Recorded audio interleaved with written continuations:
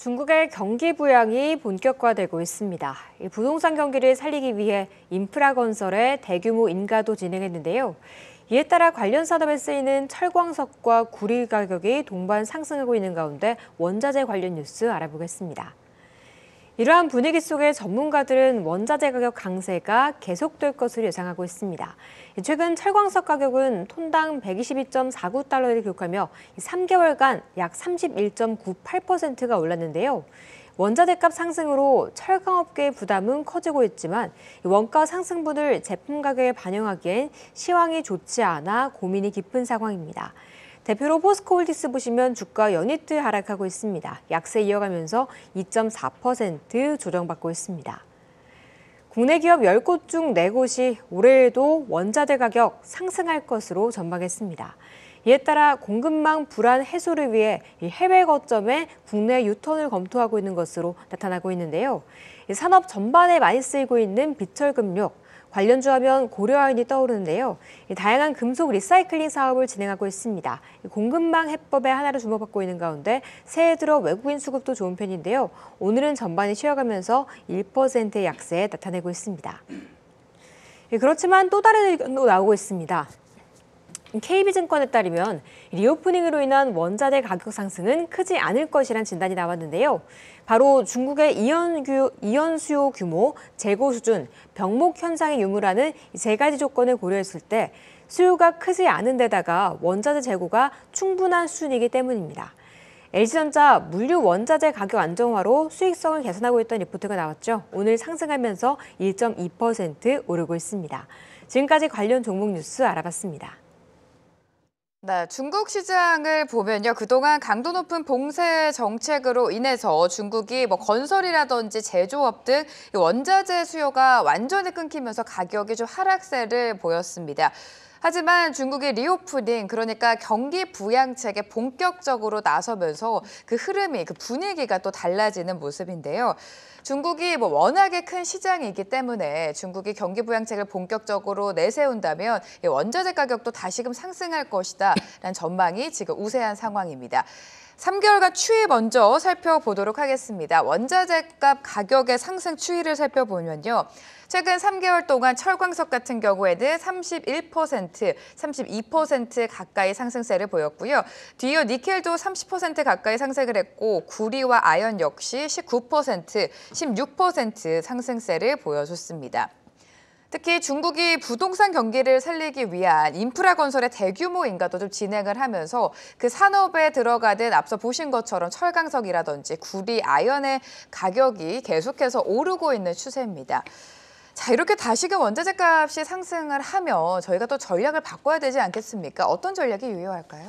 예, 이것도 이제 저는 개인적으로 네. 아까 그 LNG 가격하고 이제 같은 좀 비슷한 맥락이죠. 네. 그래서 이제 항상 이제 지금 이제 결국 이제 중국의 경제 재개 이 부분에 대한 어떤 수요에 대한 기대감 이 부분 하나하고 근데 여전히 경기 침체에 대해서 경기 둔화 조짐 이런 거에 대한 어떤 수요에 대한 반감 이런 것들이 상충되는 부분인 것 같아요. 근데 그래서 상반과 하반은 어느 정도 막혀 있는데 여기서 중요한 게 항상 원자재에 대한 부분을 할 때 투기적 어떤 세력이라고 할까요? 그런 부분에 대한 그쪽에 대한 어떤 방향도 상당히 중요한 것 같은데 예를 들면은 중국 경제 재개가 이렇게 되면 원자재 가격의 어떤 실수요를 만들어내는 이런 메커니즘, 그다음에 위안화의 강세, 그다음에 경기 모멘텀에 대한 기대. 이런 것도 상방의 요인이거든요. 근데 아까도 말씀드린 그런 하방의 요인도 어느 정도는 항상 염두에 둘 필요는 있다라고 생각을 하지만 결론적으로 이 두 가지를 조합했을 때 지금의 제 생각의 결론은 약간은 일단은 지금은 중국발 수요 증대, 그다음에 유로존 경기 회복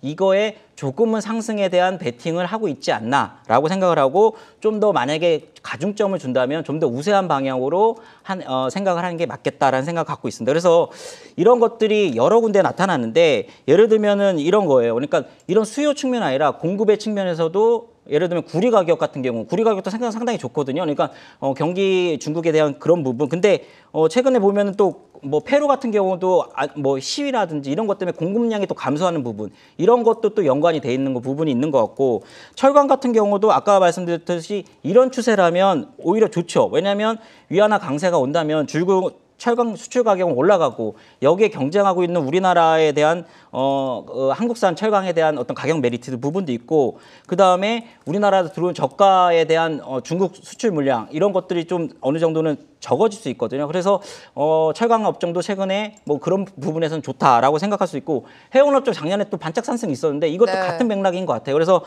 뭐냐면은 이런 어떤 원자재 가격 상승은 어떤 수요에 대한 개선 기대감 이런 것들이 계속 자극하는 부분. 그러면 성과나 어떤 조선업에 대한 부분 이런 것들도 다시 또 올라가고 왜냐하면 운임지수는 하락한 상태거든요. 하락하고 있는 상태이기 때문에 어떤 이런 약간의 이율 배반적인 부분이 계속 상충하고 있다. 하지만 일단은 오르는 것 쪽에는 지금 일단 단기적인 포지션들이 지금 투기적인 부분이 그쪽 가고 있다라는 거는 맞는 것 같습니다.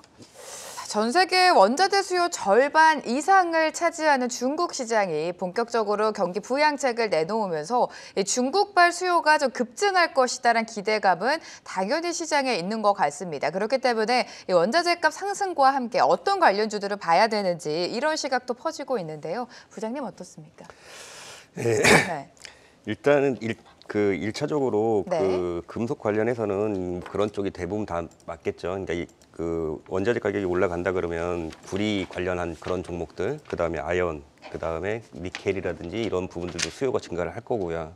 그러니까 원자재 가격이 상승을 하려고 한다 그러면 실수요가 일단 늘어나야 되고 거기에 합쳐서 투기적인 그 수요가 합쳐져서 방향성이 결정된다고 저는 생각을 하고 있거든요.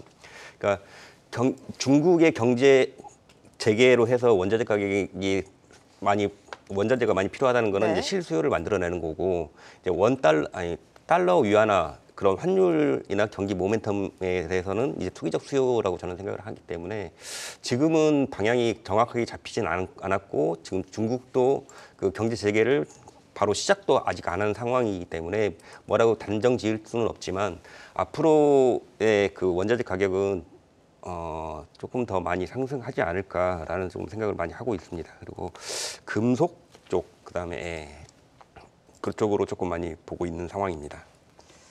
자, 지금 관련해서 옥석을 가리는 게 또 중요할 것 같은데요. 원자재가 계속해서 좀 상승세를 이어오고 있는 상황 속에서 어떤 종목을 수혜주로 분류하면 좋을지 바로 종목을 공개해 보도록 하겠습니다. 류 부장님의 종목 고려아연을 가지고 오셨는데 고려아연 다양하게 금속 리사이클 사업을 좀 진행하고 있다라는 뉴스가 있고요. 또 고려아연 하면 실적을 빼놓을 수가 없는 게 지금 뉴스를 보니까요. 고려아연이 91분기 연속 흑자다 이런 이야기가 나오고 있습니다. 그만큼 실적이 좀 탄탄하게 뒷받침되어 있는 종목 중에 하나이지 않을까라는 생각이 드는데 실적도 실적이지만 어떤 모멘텀을 보고 계십니까? 그렇죠. 이제 그 고려아연 같은 경우는 좀 네. 무거운 주식이었는데 작년에 상당히 또 이슈가 많이 됐던 예를 들면 신사업을 추가를 많이 했지 않습니까? 그럼요. 네. 뭐 LG화학하고 2차전지 소재 산업, 그다음에 뭐 하나하고의 그린수소 사업 협력 강화를 좀 했고, 그다음에 태양광 풍력하고 이런 어떤 신재생 에너지, 그다음에 그린수소 생산 활용 이런 거에 대한 신사업을 지금 계속적으로 지금 가고 있고 또 작년에 또 경영권에 대한 어떤 분쟁 뭐 이런 부분도 좀 가미돼서 주가가 생각보다 상당히 좀 탄력적으로 움직였던 걸 여러분 아실 겁니다. 근데 제가 오늘은 이 어떤 원자재에 대한 주제에 부합하는 원래 본업에 대한 부분으로 좀 말씀을 드리고 싶은데 네. 원래 이 금이라는 게 이게 지금 고려아연이 이제 금이나 아연 가격과 상당히 민감한 기업이지 않습니까? 근데 이 금이라는 게 여러분 잘 아시다시피 인플레이션에 대한 대표적인 해지 종목이었지 않습니까? 근데 작년에 그닥 안 좋아서 그 부분에 관해서는 왜냐하면은 달러가 워낙 강세였기 때문에 달러가 강세면 인플레이션 해지를 달러로 하는 부분이 컸기 때문에 인플레이션이 강했음에도 불구하고 인플레이션 대체 상품이었던 금이 그닥 선호하지 않았던 부분이었던 게 컸는데 지금은 좀 상황이 많이 바뀌었죠. 바뀌고 달러 강세가 달러 약세로 돌았고 갔던 부분이고 인플레이션 같은 경우는 아직은 끈적끈적하지만 완화되는 부분이 분명 지표상으로 나타나고 있는 부분 이런 여러 가지를 볼 때 금에 대한 어떤 수요 니즈들이 각국의 중앙은행을 통해서 작년 후반부터 하반기부터 좀 나타났고 지금도 여전히 그런 어떤 중앙은행의 관점들은 계속 또 녹아들어 있을 가능성이 높다라고 생각을 하고 있고 뭐 아시다시피 금 같은 경우 이자 제공하지 않아요. 이자 제공하지 않음에도 불구하고 네. 이런 대체 상품으로서 충분하게 안정적으로 좀 가져갈 수 있는 상품이라는 부분 이런 부분을 볼 때 아까 얘기했던 신사업에 대한 모멘텀도 계속적으로 유효로 가고 금에 대한 부분, 비철금속에 대한 만약에 투기적 수요들이 있다면 고려아연도 한 괜찮은 주가 움직임이 보이지 않을까 해서 저 한번 말씀드려봅니다. 고려아연 다소 무겁게 움직이는 주식 중에 하나지만 그래도 또 최근에 견조한 상승세를 예. 보여줬습니다. 여러 가지 투자 포인트, 특히 오늘은 본업에 집중해서 모멘텀을 소개해 주셨으니까요. 참고해 보시면 좋을 것 같습니다. 조 부장님 종목도 만나보도록 하죠. 자, 오늘 가지고 오신 두 번째 종목 포스코홀딩스입니다. 포스코홀딩스 여러 번 좀 시장에서 언급되는 종목 중에 하나인데 예. 일단은 포스코홀딩스 실적을 보면요. 4분기 뭐 예상치를 하회하는 실적이 나올 것이다. 어느 정도 주가에 선 반영이 됐습니다만 업계에서는 굉장히 긍정적으로 바라보고 있는 이유가 목표 주가를 계속해서 올려잡고 있습니다. 예, 네. 일단은 그 뭐 27일 날 실적 발표를 이제 했는데 그 전년 동기에 비해서 이제 그 매출액 같은 경우는 한 8조 5천억 정도, 아니, 예, 8조 5천억 정도, 아니 85조 정도 나왔고, 네. 그다음에 이게 이제 전년 동기 대비해서는 뭐 한 11% 정도 증가를 한 상황이고, 영업이익은 한 4조 8,500억 정도, 이게 이제 영업이익에서 한 47% 정도 감소를 한 상황이고, 당기순이익도 한 3조 5천억 정도로 해서 그 전년 동기 대비해서 한 50% 정도 마이너스가 된 상황입니다. 일단 전체적으로 다 안 좋은데 이거 왜 이제 그 목표 주가가 상승이 되느냐? 이게 이제 보면은 그 2022년에 보면은 경제 상황이 좀 안 좋았던 상황도 좀 반영이 된 거고, 그다음 수요 산업의 전반적인 부진, 그다음에 태풍 흰남노로 인해서 조업 중단 등의 약재에도 불구하고 많이 선방을 했다. 그러니까 그 영업이익이 5조 가까이 났다는 거는 많이 선방을 했다는 평가가 많은 부분이고요. 그리고 이 포스코 인터내셔널 상사 부분하고 에너지 부분이 이제 합병을 하면서 이번에 이제 처음으로 그 영업이익이 1조를 돌파한 그런 상황이라고 보시면 될 것 같거든요. 그리고 이제 그 포스코 HN 클린 메탈 공장이 올 하반기에 이제 다 하면서 리튬이라든지 니켈, 그다음 코발트의 본격 생산이 이제 계획이 잡혀 있는 상황이고, 예, 이런 부분들로 해서 이제 그 앞으로 지금까지는 안 좋았지만 앞으로도 더 많이 좋아지는 상황이 발생할 거라고 저는 생각을 하고 있습니다. 예. 네, 주가라는 게 지금보다 앞으로의 성장성이 가장 중요한데 포스코홀딩스 이제 호재가 있는 만큼 추가 상승 여력이 좀 있다라고 말씀해 주신 것 같습니다. 두 번째 이슈 속에서는 고려아연과 포스코홀딩스 소개해 드렸으니까요. 참고해 보시면 좋을 것 같습니다.